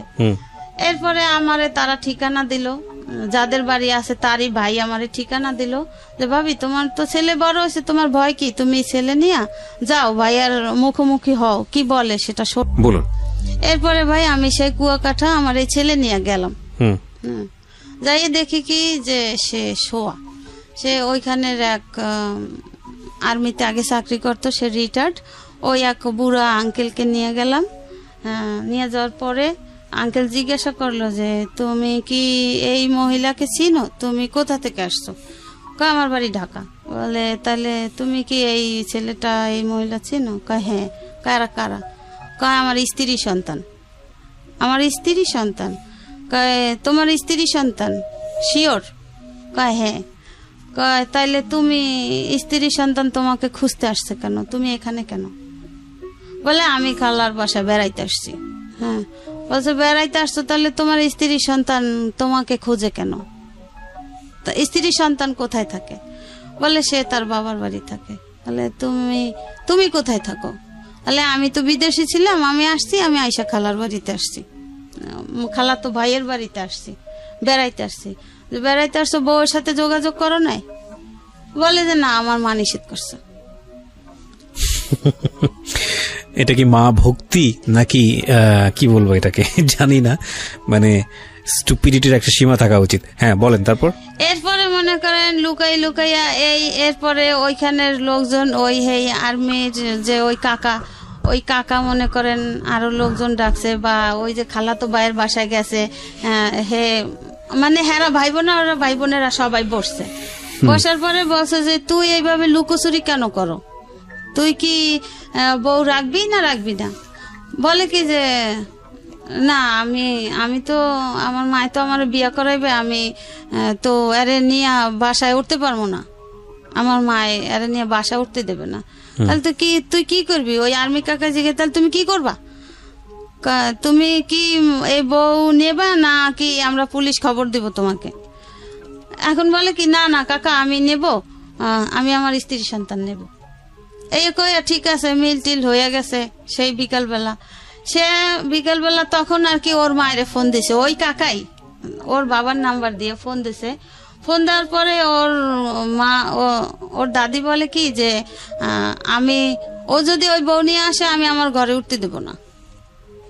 আমি ও বউ আগেও মানি না, এখনো মানি না, এখন তো মানার কোনো প্রশ্নই আসে না। আমি তো বউ বের করিয়ে দিছি বাড়ি থেকে, আমি কি বাড়িতে উঠানোর জন্য বের করছি? আমি তো বের করার জন্যই বের করছি। আমি মানি না, আমি আমার ছেলেকে আমার পছন্দ মতো বিয়ে করাবো। এরপরে তারা জিজ্ঞাসা করলো যে তোমার মা তো এটা বললো, এখন এটা তো তোমার স্ত্রী, তোমার সন্তান, তোমার মা কি করলো ওটা তো দেখার দরকার নাই, তোমারটা তোমাকে বুঝে নিতে হবে। বলছে হ্যাঁ, আমি স্ত্রীর সন্তান নিয়ে ঢাকাতে যাব। ঠিক আছে, ভালো কথা। এরপরে তারা শিখাইয়া দিল না কি করলো, সে সন্ধ্যার পরে সারাদিন এই ছেলে নিয়ে ঘুরলো, আমার সাথে কথা বললো, কথা বলার পরে সে সন্ধ্যার পরে ওখান থেকে পালাই আইসা পড়ে। আমাকে আমার ছেলেকে রাইখা ওখান থেকে তার ওই খালাতো ভাইয়ের বাসা থেকে পালাই আইসা পড়ে। এখন তারে ফোন দেয়, তার ফোন বন্ধ। সে পালাইয়া আইসা কোথায় আসে, তার আমতলি, আবার তার বোনের শ্বশুর বাড়ি আছে ওখানে। এরপরে আবার আমি খুঁজতে সেই 15 সালে কোরবানির সময় আমি খুঁজতে ছেলে নিয়ে আবার তার কাছে গেছি যে কিভাবে আমি চাইছি যে আমার এত বছরের সংসার, আমার ছেলেটা বড় হয়ে যায়, আমার সংসারটা ঠিক থাকুক, আমার ছেলেটার মান সম্মান ঠিক থাকুক, সে সমাজে মাথা বড় হয়ে সে বাঁচুক, সে ভালো একটা স্কুল কলেজে লেখাপড়া করুক। এই আমি তাকে নিয়ে আসলাম, সে আমাদের সাথে আসলো, আয়সা সপ্তাহখানে ছিল। আমার বোনের বাসায় বেড়াইছি তাকে নিয়ে। এরপরে আমি হেদের বাড়িতে গেছি। হেদের বাড়িতে যাওয়ার পরে হের মা আমার চাচি শাশুড়ির ফোন দিয়ে বলে যে ওরা জিজ্ঞাসা করেন যে ও কি আমার সম্পত্তি চায় না ওর স্ত্রী সন্তান চায়। ও যদি আর স্ত্রী সন্তান গ্রহণ করে তাইলে আমি ওকে আমার সম্পত্তির এক কানা করিও দেব না। এরপরে সে রাতের বেলা এক জায়গায় শুই, ছেলে নিয়ে শোয়, আমি শুই। এটা কি মানে আপনার শ্বশুর বাড়িতেই আপনারা একসঙ্গে থাকছিলেন আলাদা আলাদা করে? হ্যাঁ, শ্বশুর বাড়ি বরিশালে, কাশীপুর।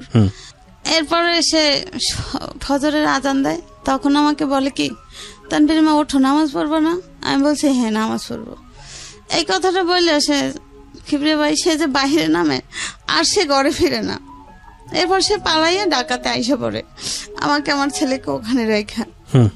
এখন আমার চাচি শাশুড়ি বলে কি আমার সেই চাচা শ্বশুর বাহিরে থাকে থাইল্যান্ডে। এখন আমার চাচি শাশুড়ি বলে কি যে তোমরা বাড়িতে চলে যাও, আমি ঢাকা যাব। এদিকে তার আবার আমার চাচা তো দেবর একটা মেয়ে নিয়ে ঢাকাতে এসে পড়ছে, এই খবর জানতে পারছে, এখন সে ঢাকাতে আসবে। এখন আমি কার কাছে থাকবো? এরপর আমি আমার বাবার বাড়ি চলে যাই। যাওয়ার পরে মানে সপ্তাহখানে পরে আমাকে একজনে ফোন দিয়ে বলে কি যে তুমি দেশে আছো, তোমার স্বামী বিয়ে করে বউ নিয়ে আসছে। আমার শাশুড়ি অলরেডি সে নিজে দাঁড়াই থেকে তাকে বিয়ে করায়।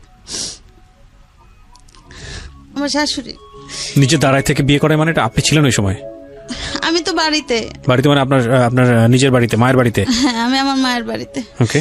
এখন আমাকে একজন ফোন করে বলে যে তারই ওদেরই বাড়ির এক ভাড়াটিয়া বলে যে ভাবি তুমি দেশে কি করো, তোমার স্বামী দিয়ে বিয়ে করে আর একটা বউ আনছে। এরপরে আমি কথাটা শুনে আমি ছেলেরে বললাম কি তানভীর তোর বাবা তো বাড়িতে, হ্যাঁ তাই তোর বাবা নাকি বিয়া করছে, তোর দাদি বিয়া করাইছে, বউ আনছে। ছেলে বলে কি চলো আমরা যাই বাড়িতে। এই 15 সালে কি রে ভাই। এরপরে বাড়িতে আসছি। এর আগে আমার স্বামী আসার বাংলাদেশে আসছে সেই কথা শুনে আমি বাড়িতে আরো একবার আসছি যে আমার শাশুড়ি আমার স্বামীকে আমার সন্তানের মুখোমুখি হতে দেয় নাই। সে ঘর থেকে যখনই আমরা দরজা নক করছি লুকিং গ্লাসে দেখে সে অন্য রুম দিয়ে সরাইতেছে, কইছে বউ বাচ্চার সামনে তুই যাবি না, তুই ঘর থেকে বের হয়ে যা। আমরা এক দরজা রুমে ঢুকছি, আর এক দরজা খুলে দিয়ে সে বাইরে বের করে দিয়েছে। তার আগে বিয়ে হয়ে গেছে। এরপর বিয়ে করে বউ আনছে। পরে আমি গেছি আমার ছেলেকে নিয়ে, দুপুরবেলা যাই উঠছি। সে শুক্রবার দিন বউ নিয়ে আসছে, আমি এর পরের দিনই শনিবার দিন যাই আবার বাসায় উঠছি। বাসায় ওঠার পরে ছেলে জিজ্ঞাসা করে আবু ওই মহিলাকে? বলে কে? তোর একটা আন্টি। কয় আন্টি কোথা থেকে আসলো? কেমন আন্টি? বলে কি যে তোর আন্টি। কয় আন্টির পরিচয় তো দিবা, আন্টি কিরকমের আন্টি, কোথাকার আন্টি, কোথা থেকে আসছে? এখন সে কথা বলে না। এখন আমার ওর দাদি ওইটা বলে কি যে এটা তোর আব্বু বিয়া করছে, তোর আব্বুরে বিয়া করাইছি। ওই সেই মেয়ে নাকি ওর নতুন কোনো বউ? নতুন অন্য কোনো মেয়ে। আচ্ছা। তোর বাপেরে বিয়া করাইছি, আমি বিয়া করাইছি, তোর সমস্যা কি? এবার ও বলে কি যে আমার সমস্যা কি মানে আমার মা থাকতে আমার বাপ আর একটা বিয়ে করবে কেন? কারণ কি? আমার বাপ তো এত বছর ছিল না, এখন বাংলাদেশে আইসা সে পাগলামি কেন করবে? কি কারণ? আমি তো বড় হয়েছি, তার কিছু প্রশ্ন থাকলে সে আমাকে করতে পারে। তো তুই ছেলে মানুষ, তোর দ্বারা কইব কি? একটা পুরুষ মানুষ 5টা বিয়ে করতে পারে, সমস্যা নেই। বলছে বিয়ে করতে পারে, ভালো কথা। আমার মায়ের তো অনুমতি নেবে, আমার মায়ের কাছে সাজেশন নেবে না সে? আমার মা যদি বলে তাহলে সে বিয়ে করবে, তা না হলে সে কিভাবে বিয়ে করে? কত ছেলে মানুষ, তোর কাছে এত কথা বলবো কি? যা তুই বসে সর। আমার স্বামীরে ওর বাবারে সে ঘর থেকে বের করে দেয়। কে বের করে দেয়? ওর দাদি। আচ্ছা। এখন আমরা যেহেতু উপস্থিত হয়েছি, এখন একটা ঝামেলা হইতে পারে। হ্যাঁ, তো ওরে বারবার কাকি তুই যা, ও সামনে গিয়ে দাঁড়াইছে, আবু তুমি কোথায় যাও? আমি একটু বাহিরে যাই, কাজ আছে। ঠিক আছে, তোমার বাহিরে কোথায় কাজ, চলো আমি তোমার সাথে যাব। ওর দাদি ওরে টাইনা ধরে, কেন তুই যাবি? ও যাইবো ওর কাজে, তোর সমস্যা কি? তুই কই যাবি? তুই ওই পাশে যাইয়ে ব। এইভাবে করতে করতে মনে করেন এখন ওর বাবারে যখন এক পর্যায়ে ও ঘর থেকে বের হইতে না দেয়, ওই মুহূর্তে আমার মেজ ননদের মেয়ের জামাই, সে গাজীপুরে সমরাস্ত্র কারখানায় চাকরি করে, ওরাও উপস্থিত ছিল ওখানে। তো ওরে রুমের ভিতরে টাইনা নিয়া, এর ভিতরে আমার শাশুড়ি আমার রুমের ভিতরে টাইনা নিয়া আমার আচ্ছা মতো মারছে। এরপরে ওই তার মেয়ের নাতি জামাই ওরে ঘুষিয়েতে ঘুষিয়েতে ওরে বিছানার উপরে বেউস করে ফেলাইছে। এভাবে মারধর করিয়া রুমের ভিতরে তালা মেরে দিয়া তারা থানায় যাইয়ে পুলিশ নিয়ে আসছে। পুলিশ নিয়ে আসছে, কি কি সমস্যা, কি প্রমাণ, কি অবস্থা, কেন পুলিশ? এখন বলে কি যে আমরা এই বউ সাইডে দিছি, এরপরে বউ আইয়া জ্বালাতন করে, আমাদের বউ আইয়া আমাকে ডিস্টার্ব করে।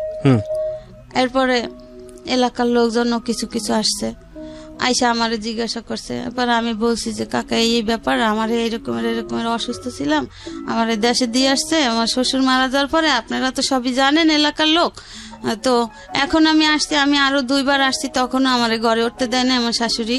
আমার স্বামী লুকায়ে লুকায়ে গেছে, আমি এইভাবে তারে খুঁজে খুঁজে আনছি, এখন সে আইসা বিয়া করছে। হ্যাঁ, এখন আমার সাথে এরকমের হয়েছে। তোমার সাথে কি কোনো ডিভোর্স হয়েছে? আমি বলছি না কাকা, আমি এরকমের কোনো প্রমাণ, কোনো কাগজ আমি পাই নাই। বলছে কত বছর? আমি বলছি এই যে তানবীরের দাদা মারা যাওয়ার পর থেকে 12 সাল থেকে এই ঘটনা। তো এরপরে এরা জিজ্ঞাসা করছে, পুলিশ জানছে, পুলিশেরা জিজ্ঞাসা করছে যে আপনারা কি ডিভোর্স দিয়েছেন, তাহলে তার কাগজ কই? কাগজ দেন, আপনাদের কাছে কি কাগজ আছে? আমাকে জিজ্ঞাসা করছে আপনি কি এরকম কোনো কাগজ পাইছেন? আমি বলছি জি না স্যার, আমার স্বামী যাওয়ার সময় আমাকে এই কথা বইলা গেছে, এরপর আর তার সাথে আমার কোনো যোগাযোগ নাই, সে আমাকে কোনো খোঁজ খবর নেয় নাই, এখন আমি আসছি, তারা আমার সাথে এরকম ব্যবহার করতেছে। এরপরে তারা কি একটা কাগজ দেখাইলো, দেখানোর পরে ওই পুলিশরাই বলতেছে যে আপনারা যে ডিভোর্স করছেন, এখানে তো মেয়ের সিগনেচার থাকবে, তারপরে মেয়ের দেনা পাওনা কি আপনারা শোধ করছেন? আমার শাশুড়ি বলে কি যে তারে সাচ্ছি, সে নেয় নাই। এরপরে একজন মুরব্বী আছে, মুরব্বী বলে এটা কি মগের মুল্লুক যে তোমরা তারে বলছো যে সাইডে দেশো হেইতে হইয়া গেছে, তোমরা তারে কাবিনের টাকা সাচ্ছ, কাবিনের টাকা তো তোমাদের সারতে হবে না, তোমরা যদি ডিভোর্স দিয়ে থাকো তাহলে এরা তো সে আইনত-ভাবে এমনি পেয়ে যাবে, আইনত-ভাবে সে পাবে, সে কাগজে সিগনেচার করুক বা না করুক সেটা আইন কথা। এরপরে মনে করেন হেরা ওইভাবে মাইরা টাইরা যে দক্ষিণখান থানায় তারা টাকা দিয়ে আসছে যাতে আমি কোনো কেস মামলা কিছু না করতে পারি। হ্যাঁ, তো আমার এই অবস্থায় ওইখানের একজন লোক নিয়ে গেল, আমি তো থানা টানা চিনি না, হেরা নিয়ে গেল বিকাল দিক দা, এই মারামারি তো করছে দুপুর দিক দা। এরপরে ওই পুলিশরাও বললো যে না এটা তো হবে না, ঠিক আছে তুমি যেহেতু এই তোমার ছেলে, আমি বলছি জি স্যার এই আমার ছেলে। হ্যাঁ, বলে যে ছেলে তো যথেষ্ট বড়, ছেলে তো আর ছোট না, ছেলেও তো কিছু বলতে পারে, ঠিক আছে তুমি আইনের আশ্রয় নাও, এই কথা আমারে বললো। এরপরে আমি একজন লোক নিয়ে আমি দক্ষিণখান থানায় গেলাম। দক্ষিণখান থানায় যাওয়ার পরে ঘটনা বললাম যে স্যার এই ঘটনা। তো একজন ওসি কেস লিখতে নিয়ে অর্ধেক লেখছে স্যার ভাইয়া, লেখার পরে তার একটা ফোন আসছে, সে কাগজটা ছিঁড়ে ফালাই দিছে সঙ্গে সঙ্গে। হ্যাঁ, সে ওই যে লেখছে যতটুকু আমার শিকার অব্দি আমার মুখের জবান, সে ওই কাগজটা ফালাই দিছে। এখন সে আর আমাকে কিছু জিজ্ঞাসাও করে না আর কিছু লেখেও না। এখন আমি অনেক সময় বসে আছি, পর আমি যাকে নিয়ে গেছি সে আবার আমার ইশারা দিয়ে ডাকছে, বলছে কি ব্যাপার তুমি কাগজটা এখনো আনতে পারো নাই? আমি বলছি ভাইয়া উনি তো কাগজটা লিখতেছে না, উনি কাগজটা লিখতেছিল, একটা ফোন আসছে, উনি কাগজটা ছিঁড়ে ফালাই দিছে, এরপর তো আমাকে কিছু জিজ্ঞাসাও করে না, লেখাও না। এরপর ওই লোক গেছে যে এ মহিলার কি খবর, কি অবস্থা, মহিলা কতক্ষণ যাবত আইসা বসে আছে। এরপর ওই দারোগা না ওসি সে বলছে যে এ মহিলার অন্য রুমে পাঠাই দেন, এখানে আমি কিছু করতে পারবো না, এটা আমি করি না, এই এলাকাটা আমি করি না। এরপরে অন্য রুমে গেলাম, অন্য রুমেও জিজ্ঞাসাবাদ করার পরে আমার নামটা যখন জিজ্ঞাসা করলো, আমি যখন ঠিকানাটা বললাম, সেও অফ হয়ে গেছে, সেও আর কিছু বলে না। এরপরে আমি কই কি ব্যাপার ভাই, আমি কি বসে থাকবো? এরপর কিছুক্ষণ পর আবার ওই লোক, কি ব্যাপার আপনার কাজ হয় নাই? আমি বলছি না, উনি তো কিছু বলে না, উনি তো কিছু করতেছে না। এরপরে ওই লোক জিজ্ঞাসা করলো যে কি ব্যাপার, কি সমস্যা? বলছে না, এখানে কিছু হবে না, এরে কোর্টে যাইতে হবে। তখন ডিসেম্বর মাস, এরে কোর্টে যাইতে হবে। তা কোর্টে কিভাবে যাব? কোর্টে কেন? যে এর মীমাংসা হইতে হলে তার কোর্টে যাইতে হবে। কারণ আমার সাথে তো, আমি তো ছেলে নিয়ে গেছি, আমার সাথে তো আর কেউ নাই, আর আমি এখন কোর্টে কিভাবে যাব? এরপরে যাই হোক, এদিকে আমার ছোট ননদের হাজবেন্ড আমার ফোনে ফোনে বলতো যে ভাবি তুমি ওই জায়গায় যাও, ওই জায়গায় যাও। হ্যাঁ, কিন্তু এটা ছিল তাদের সম্পূর্ণই, আমার ননদের হাজবেন্ড যে আমাকে বলতো, আমি তো ভাবতাম যে হয়তো একটা সংসারের কেউ ভালোবাসে, কেউ ভালোবাসে না, এটাই স্বাভাবিক, একজন না একজন তো সাথে আছে। তো এর কথা মতো আমি কাজ করতাম, কিন্তু পরে জানতে পারলাম যে এটা সম্পূর্ণ তাদের সাজানো। আচ্ছা। এরপরে মনে করেন এই যে গেলাম, মাইটের খাইয়া আর কিছু করতে পারলাম না। এবার ছেলে নিয়ে দেশে চলে গেলাম। দেশে যাই এভাবে করে ছেলেরে এসএসসি পাস করাইলাম। এখন ছেলে কলেজে পড়ে, আর আমার স্বামী সেই যে গেছে আর আসে নাই। এখন আর সে বাংলাদেশে আসে নাই, আর এই পর্যন্ত কোনো যোগাযোগও নাই, ছেলেরও কোনো খোঁজ খবর নেয় না। আমি ভাই ছেলেটা নিয়ে অনেক সমস্যা আছে, যে মনে করেন আমার বাবা মা নাই, আমার ভাই বেরাদাররা যার যার সংসার নিয়ে ব্যস্ত, আমি ছেলেটাকে নিয়ে কিভাবে মানুষ করি? আর আমি একটা স্কুলে চাকরি করি, সেখানে সামান্য কিছু বেতন পাই। ডিভোর্স হয়েছে আপনার কবে, কত সালে এটা? তারা বলতেছে যে সেই 12 সাল। এখন আপনি কোনো কাগজপত্র পান নাই? না। আর এত ঝামেলা যে হয়েছে, আমি যে গেছি তারা কোনো কাগজ দেখাইতে পারে নাই। ওই যে কাগজটা দেখাইছে, তারা তো বলছে যে এটা তো ডুপ্লিকেট কাগজ, আপনাদের এখানে তো তার সিগনেচার থাকবে বা তার দেনা পাওনা পরিশোধ করবেন, আর এটা আপনারা সাধবেন কেন? এটা তো আপনারা যদি কত টাকা ছিল দিনমোহর? হ্যাঁ, কত টাকা ছিল? আমার দিনমোহর 1 লাখ টাকা করছিল। আপনি পুলিশ ছাড়া আপনি কোর্টে যাননি কেন? স্যার আমি কোর্টে গেছি, আমি মনে করেন ওই ননদের, আমি তো তখন চিনি না আমি কোথায় যাব। তো ওই ননদের, ছোট ননদের হাজবেন্ড আমাকে বলছে কি যে জজ কোর্ট না। আচ্ছা, আপনার ছেলেকে আমি একটু ফ্লোর দিই। তোমার আম্মা যে বিষয়গুলো এখানে বললো সব তো তুমি জানো? জি। বা তার চেয়ে অনেক বেশি কিছু জানো, হয়তো সময়ের অল্পতার কারণে সে অনেক কম বলছে। তো তুমি কি চাও আগে, সেটা আগে বলো আমাকে। তোমার সঙ্গে তোমার বাবার কথা হয়? আমি আমার বাবার সাথে অনেকবার কন্ট্যাক্ট করার চেষ্টা করছি, বাট আমি করতে পারি নাই। আমার বাবাও করে নাই, আমার ফ্যামিলিরাও আমার সাথে করতে দেয় নাই।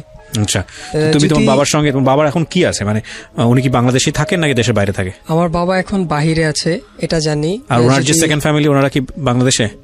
আমার বাবাকে যে সেকেন্ড যে বিয়ে করাইছিল তারা, সেই বউ, আমি যতটা শুনেছি যে সে এখন পর্যন্ত যে ঈদের সময় যে গেছে, ওই যে গতবার ঈদে যে গেছে, এখন পর্যন্ত আসে নাই। এই ঈদে তার নাকি 1 বছর হয়ে গেছে যে যাকে বিয়ে করাইছে আর কি নতুন, উনি যে গেছে। বাট আমি চাই যে আমার বাবা মা যাতে আবার একত্রিত হয়। আমার একজন ফুফা আছে। তুমি তোমার বাবাকে ফেস করেছো বিষয়টা নিয়ে? যে বিষয়টা আমার বাবার সাথে অনেকবার ফেস করার চেষ্টা করছি, বাট আমার ফ্যামিলি কেউই করতে দেয় না আমার সাথে কন্ট্যাক্ট। তোমার বাবা তোমাকে ফেস করে নাই? হ্যাঁ, আমার ফ্যামিলিও করতে দেয় না। আমার বাবা যদি করতে চাইছে, আমার দাদি ফুপি ওনারা কেউই করতে দেয় না। বিশেষ করে আমার একটা ফুফাতো ভাই আছে, ও বিশেষ করে করতে দেয় নাই। আর আমি যতবার বুঝলাম না, তুমি তো বয়স, তোমার বয়স কত? আমার বয়স এখন 20 বছর। তুমি বুঝো না বিষয়টা, রিয়েলিটিটা তুমি বুঝো না। তোমার বাবার, আমি সরি টু সে, তোমার বাবা, তারপর আমি তোমার জায়গা থেকে নিশ্চয়ই অনেক রেসপেক্ট আছে। মানে একটা পুরুষের তো মেরুদণ্ড থাকে, আমি এভাবেই বলতে বাধ্য হচ্ছি। মানে গার্ডস কি এত সমস্যা যে ফ্যামিলি যাই বললো, যেহেতু সে নিজে ইনকাম করে, পয়সা রোজগার করে, এটা তো তুমি বুঝো। নিশ্চয়ই সেও চায় না তোমার মাকে লাইফে। এখন এখানে তুমি জোর করে হলো বা যে কোনো কিছু হলেও তো এটা তো সমাধান খুঁজতে পারবা না। এটা কি তুমি তোমার মাকে বোঝাও কখনো? আমি এটা আসলে বুঝাতে, আমার বাবার অনুভূতিটা আমি বুঝি, আমার মাকে সে চায় কিনা না চায়। কি বুঝো এটা? তো তুমি কি বুঝো আমাকে একটু বলো তো। আমি বুঝি সেটা হচ্ছে আমি আমার বাবাকে যেই কয়েকদিন দেখেছি আমার সামনে, আমার মার সাথে সে কোনোভাবে খারাপ বিহেভ করার চেষ্টা করেনি, বাট তার মাকে যখন দেখেছে সামনে আছে, তখন আমার মার সাথে সে খারাপ ব্যবহার করে গেছে। বাট ওনার মা যখন সরে গেছে, আমার দাদি যখন আমার মা এবং বাবার চোখের আড়াল হয়েছে, তখন আমার মার সাথে কিন্তু আমার বাবা খুব সুন্দরভাবে এটা কথা চরম বলেছে। অন্যায়, এটা ভয়ানক রকমের অন্যায়। আমরা মাকে অবশ্যই, মা হচ্ছেন পৃথিবীর সবচেয়ে সেরা উপহার, কিন্তু মা যদি কোনো অন্যায় করেন সংসার নিয়ে, যেটা ওদের ক্ষেত্রে হয়েছে, সেখানে যে মাকে একদম বাধ্যবাধক, মাকে যে কিছু বলা যাবে না, মা যে অন্যায় করছে সেটা বলা যাবে না, এবং এটা বললে যে ধর্মীয়ভাবেই বলি বা অন্য কোনো দিক থেকেও যে একটা বড় ধরনের অপরাধ হয়ে যাবে, তা কিন্তু আসলে না। কারণ যে কোনো ব্যক্তি যদি কোনো অপরাধ করেন তাকে প্রপারলি সেটা বলার অধিকার আমাদের ধর্মীয়ভাবেও দেওয়া হয়েছে যে তুমি সেটা অপরাধ করছো এবং সেটা করা অন্যায়। এবং স্ত্রীর অধিকার নিয়ে সে কখনোই দাঁড়াতে পারেনি তার হাজব্যান্ডের কাছে বিকজ অফ তার শাশুড়ি। এটা ওনারা যা বললো সেটা যদি সত্যি হয়ে থাকে তাহলে বিষয়টা তাই। আর দ্বিতীয়ত যেটা বলবো যে যেই লোকটা তা সারা জীবন তার মার কথা শুনে আপনাদেরকে সাপোর্ট করতে পারলো না, সেই লোকটার পিছনে হন্যে হয়ে দৌড়ানো তো কোনো মানে নাই। বরং আপনারা তাকে ক্ষমা করতে পারবেন কিনা এটাই চিন্তা করেন। আপনার তো মেয়েও হতে পারতো বাংলাদেশের সামাজিক কন্টেস্টে। আমি যদি চিন্তা করি ওর বয়স তো এখন 20 হতো, এবং যদি মেয়ে হতো আপনার জন্য এটা আরও বিপজ্জনক হতো। এটাই আমাদের রিয়েলিটি, বাংলাদেশের সামাজিকতার বাস্তবতায়। বিয়ে দিতে সমস্যা হতো, একটা চাকরি বাকরি নিয়ে দৌড়াদৌড়ি করতে গেলে সমস্যা হতো, বিভিন্ন রকমের সমস্যা হয়, যে নারীকেন্দ্রিক যে যত রকমের সমস্যা আমাদের সমাজে আছে, সেই জায়গাটায় আপনি একদিক থেকে এগিয়ে আছেন। এখন আপনার ছেলেটার পড়াশোনার জন্য যে খরচের দরকার, ও তো নিজেই কিছু না কিছু করে রোজগার করতে পারে, ও সে সামর্থ্য আছে, দেখতে শুনতো মাশাআল্লাহ সুন্দর। সুতরাং এই জায়গা থেকে তো আপনি একদিক থেকে এগিয়ে আছেন। আপনার হাজবেন্ড যদি কোনোদিন এমন হয় সহায় সম্বল সবকিছু হারিয়ে আর কোথাও কোনো জায়গা নাই, সে পাচ্ছে না, আপনাদের ফ্যামিলিতে আসছে, তখন আপনারা হয়তো অনেক বেশি ওয়েল এস্টাবলিশড। এই প্রশ্নের উত্তর নিয়ে অনুষ্ঠানটা শেষ করবো আমি, আর বাকিটুকু সবটুকু আপনিও বোঝেন, আমাদের লিসনাররাও বুঝে। আপনারা ওয়েল এস্টাবলিশ, আপনার ছেলে একটা ভালো চাকরি করে, হয়তো ভবিষ্যতে নিশ্চয়ই হবে, ভবিষ্যতে ইনশাআল্লাহ হবে, এবং আপনার হাজবেন্ডের যদি কোথাও যাওয়ার জায়গা না থাকে আপনাদের কাছে আসে, আপনারা মেনে নেবেন? জি, আমি মেনে নিব। আমি তার সন্তান। আপনি মানবেন? আপনাকে প্রশ্ন করেছে, আপনি মানবেন? তখন আপনার খাওয়ার কোনো সমস্যা নাই, কষ্টের নাই, আপনার সবকিছু ওয়েল এস্টাবলিশ, আপনার ছেলে লেখাপড়া করে একটা চাকরি বাকরি করছে, আপনার ছেলের যে রেসপেক্ট আছে তার বাবার প্রতি, সেটার জন্য আমার যথেষ্ট রকমের তার প্রতি রেসপেক্ট। কিন্তু আপনি কি পারবেন আপনার হাজবেন্ডকে মেনে নিতে? ধরেন বৃদ্ধ বয়সে তার কোথাও কোনো যাওয়ার জায়গা নাই, তার মাও বেঁচে নাই, তার যে সংসার সে সংসারও নাই, কেউ তাকে জায়গা দিচ্ছে না, আপনার ঘরে আসছে, আপনার কাছে শেল্টার চাচ্ছে, আপনি পাবেন তাকে জায়গা দিতে?